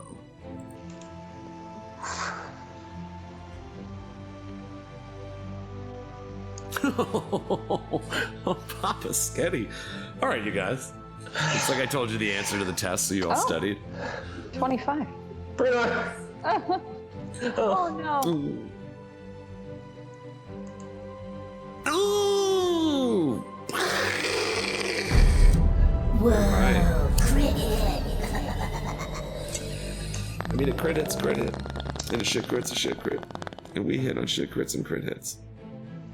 That's how we do it. All right, so everybody except for Brunor, who's all out of Indomitables too. It's like, you had one. Is frightened. So yes, on your turn, at the end of each of your turns, Brunor, you can make a saving throw to end the effect. But Brunor, you're the only person that truly understands what the Kraken is, like a true force of primordial nature, one of the great original monsters that existed in the ocean. And so when you hear that sound, it was the boogeyman of every dream, of every childhood in Elmira. And so the sheer sound of the Kraken's roar puts you into a panic. You must use your action. You must move away from the source of your fear on your turn. And then at the end of your turn, you can make a save to end that effect. But it is for up to 300 feet, which you are within. Everybody else manages to fight it off. You guys are like, I don't even know what a Kraken is. That just sounds like a scary monster.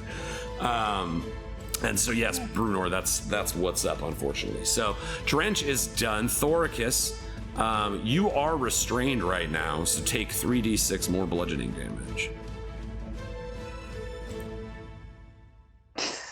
Take 7 bludgeoning damage. No, thank The you. tentacles wrapped around your feet And, squeeze and start oozing some of the blood out of you. Also restrained. Yeah, you will at the beginning of your turn as well. Oh, that's right. No, it's Toko's turn. It's not even Thoricus' turn. So Toko, Okay. you take 7. I'm sorry. All right. But it is your turn. Do I take half that because I'm raging? You do. So you only actually take 3. Okay. Cool. Don't worry, mine's gonna be fucking brutal. Speaking of, I'm mad as hell, so I'm just like, wop. You're like, screw it, I don't even care. You're like, I don't need to move anyway. You're right there.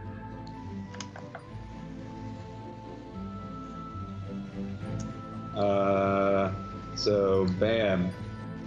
Yes. And then bam. Yes, go. Toko lining up with Lucille.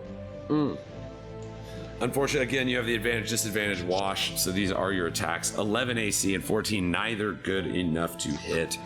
Toko, you start swinging your axe as the tentacles kind of grabbing at your feet make it harder and harder to go. But unfortunately, Drench is kind of moving around in the water with the adeptness of an undersea creature, kind of laughing at you as you see more of this ink kind of pulsating around her.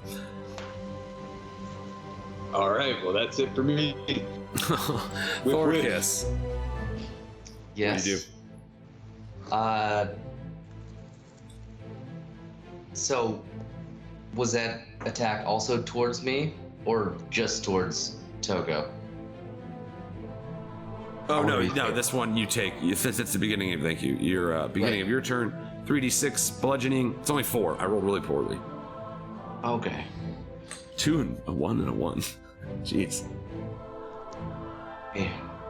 All right, so yeah, you I'm feel the not mad tentacles about restraining you as well, Thoricus. that. Okay, so I might be a little bit high. Being restrained means that I have to do a contested strength check before I can attack? No, you're just restrained. You can't. Your movement speed becomes 0. So, but you still can attack because she's in range. Bet. But yeah, you can't move anywhere. I'm not trying to go anywhere. You're breathing that water. Oh man, I'm just trying to handle business. All right, so I'm gonna go the opposite. Maybe not.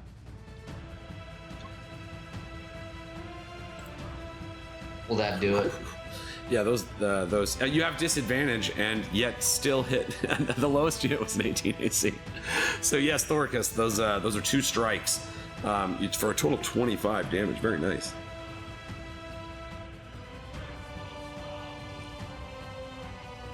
Told you, come hang out with us and dope shit will happen. Tokko, I 100% fucking told you that. I was like, read the notes. I mean, obviously you read the notes, but I was like, dope shit is gonna happen. And here you are, dope shit's happening. You're welcome. It's epic sea monster fight. All right, Thoricus, you got anything else? Oh, does that not do it? No, it doesn't. What, the actual? You ain't the only one with hit points, Thoricus. Dang. How about that? Even with disadvantage, the 18 strikes for another 7 damage. Very nice, dude. She is, she's not in the best shape, you know, as far as creatures that are made of the stitched together skins of tortured children go. She's probably in the worst shape that you've ever seen of one of those. But don't forget you have advantage on... Because he's hungry like the wolf. Well, yeah, you didn't miss. Yeah. No, I said you hit him. The 7 damage, you hit her.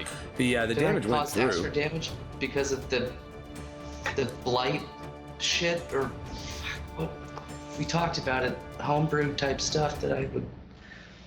The vial. You know what? Now's not the time. I'm done.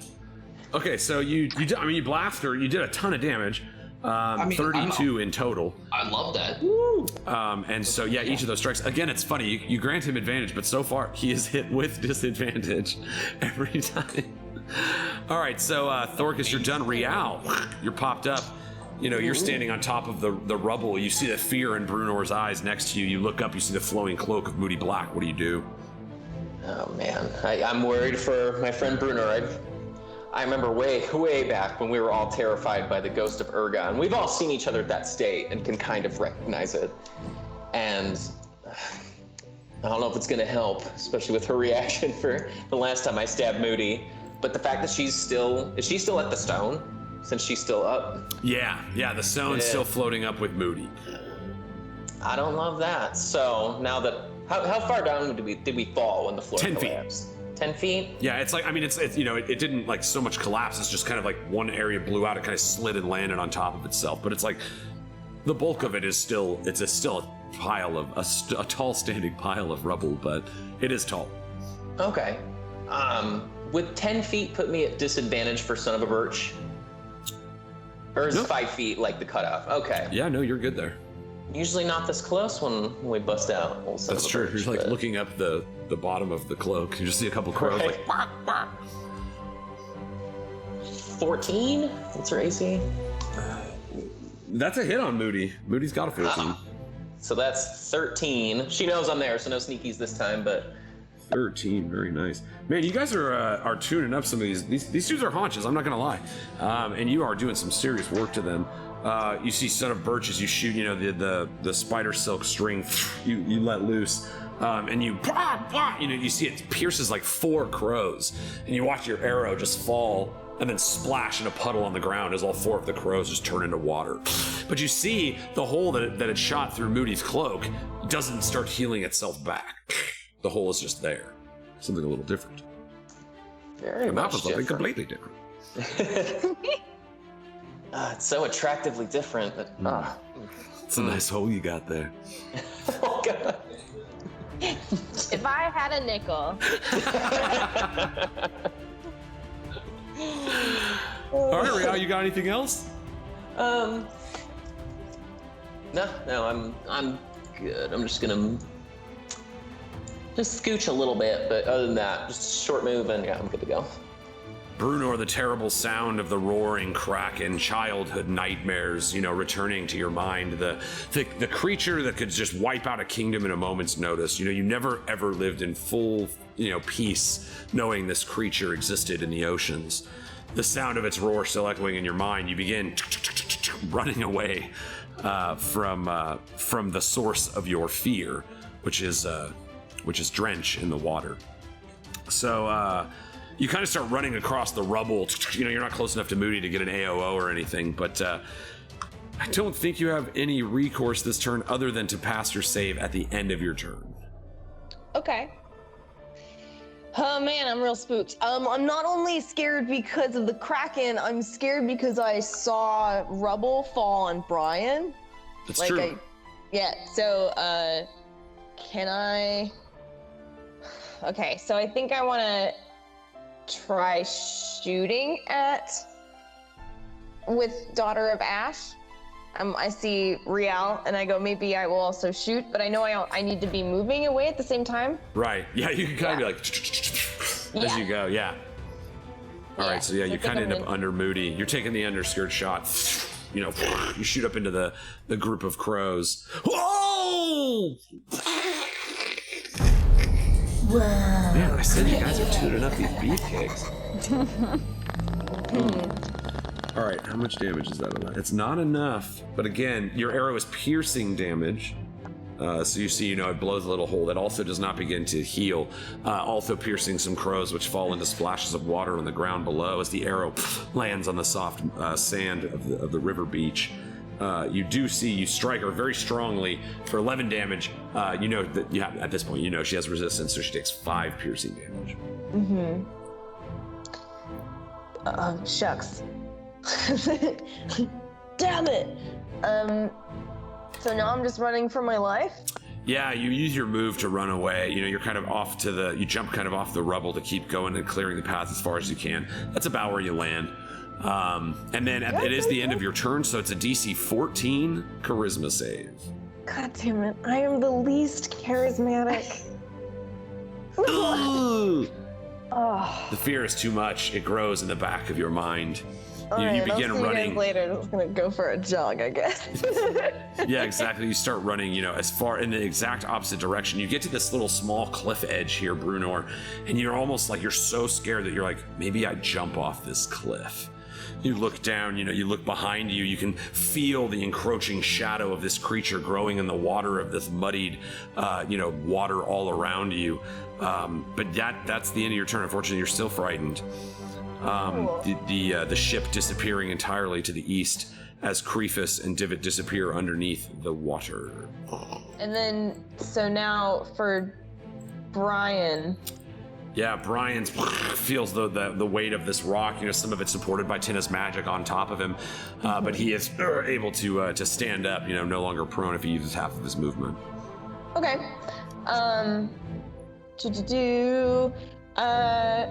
I'm gonna see if he's using half of his movement for getting up. I'm gonna have him start trying to fly up towards Moody and bite some birds, but he wouldn't quite reach her, right?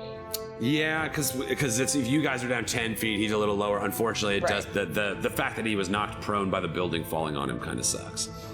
Okay, would I be able to prepare an action? He hasn't used a reaction yet, so you can use your reaction to prepare an action. Okay, cool. So I'm just gonna prepare a bite in case any birds or barrels or anything come his way. Perfect. If something shoots an anchor at him, I want him to catch it in his mouth. Okay, perfect. Hum. Got it. Yeah, if that's those kind of things. If anything gets in there, he's gonna go whack. Perfect. All right, sweet. If that's the end of you, they disappear. It's Moody Black's turn. She still has control of the crystal. She is going to attempt again to control it for the aim. This time she fails, so Kuhn is definitely an option here. 1, 2. So Tynna, you're 1. Brian, you're 2. Kuhn is 3. Brunor is 4. Brunor! You actually have a high AC, so here comes it's plus 10 to this. Let's see if she hits. 18 AC. Nah, you don't have you do have a shield right now. 18 AC. Yeah, but I only have 20. Ooh, boom. She shoots at you. You know, you see the crystal force blast wave at you. Again, you're so like scared of this kraken that it's like you just dodge it without even like, compared to the fear of a kraken, this force beam is nothing. You just blows by. Your hair kind of tufts a little bit behind your shoulder, but that's it. Tynna, what do you do? Yeah, so I still have the spirit guardians swirling around me, and I'm gonna approach. Rial is up here by Moody, right? Mm-hmm. Okay, cool. And then I'm going to cast guidance on him. Nice. Yeah. You feel the guidance. Rial. Yeah, sorry, you're kind of under Moody there. Boop. Like so. Yes, so yeah, you've got guidance on you now. You get to add a d4 to any ability check of your choice for the next, I believe it's just until, concentration up to a minute. Yeah. So that would be a concentration 10 and you would lose your spirit guardians. Never mind. I'm sorry. I thought it wasn't a concentration. No In that case, I'm gonna keep the spirit guardians swirling around me, and I'm gonna hit Quen? Kyun. Cute. I'm sorry. I'm gonna summon that sacred energy again and try to attack with the sacred flame. Nice. Here's a saving throw. You rolled a 5, so that's going to be a fail. He takes 9 radiant damage. He's a beefy boy, you can tell. But yeah, you see the searing energy of the holy light of Shantia pierces into him. He's taken quite a bit of damage between all the spells that levied his way. Okay, cool. In that case, that's it for me. I'm gonna pass it on. All right. Does he recharge? Ooh, he does! You hear the scraping thud of this anchor dragging down what remains of the steps toward the pile of rubble that's on top of Kyun. You see the little purple wisp comes out first. The barrel stands up to match, sliding into place underneath him. You see he once more turns his anchor. He has a couple of targets here this time. We'll do the same D4 concept. Man, Bruno, people like you right now. You see, Tynna, as he's staring at you, he's like, looks, your like worst fears as this anchor gets pointed at you once more. And then you see the barrel pivots at the midsection. And he turns and fires, hitting a 23 AC. Brunor, you take 19 slashing damage as this anchor bursts through you, still full of fear in your mind. You hear the great rushing feet of Kyun behind you, leaving the rubble behind him. He jumps into the water and starts floating, and you see the anchor chain hooks you and drags you into the water to match. And that's where we're gonna pick it up next time, guys.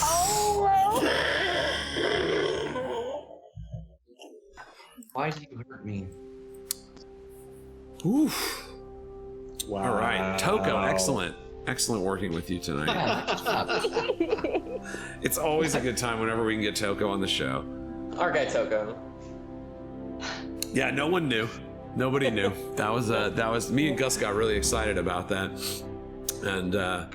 And yeah, and then there's some fun and like, what's Divit been up to? We might be all asking ourselves. Yeah, right. Good question. Good Hopefully question indeed. Joshin. Hopefully. All right, guys. Oh my God, I freaking love you. I love playing D&D with you guys. Thank you so much. What a freaking treat that was. This epic battle is going a lot smoother than I may have thought that it would have. You guys are a force, and I love it. Don't worry, I have like a million tricks up my sleeve that you have no idea about. Yes, Brunor disappearing into the river will be where we will pick it up next week. Guys, we're here every Tuesday at 8 p.m. Pacific, right here at the Art Hard Studios channel here on Twitch. Follow us over on YouTube. We finally broke like 500 subs there too, which was a nice little milestone for us. But definitely head over there, subscribe, hit the bell. Is the thing I hear people say. Hit that bell. You better hit it, and then you get notifications. hit the bell, smash that like button. You're not supposed to say click like. It's smashing. You guys like to smash buttons, you sick monsters. Well, go smash those bells and buttons over at the youtube.com/ArtHardStudios page. My love and adoration to both the buds and these amazing players. We love bringing this thing to you every single week, and we can't wait to see you next week, guys. We have us a little ritual we like to do around here. Maybe you've heard about it, maybe you haven't, but we like to take a lighter. Mine is now sky blue. I have no idea how that happened. Make sure we're not going to light any of our friends, family, or household pets on fire and go. Lighters up. Thanks for playing D&D with us, guys. We fucking love you. I'm gonna anchor you. Anchor you all. No. Oh. No.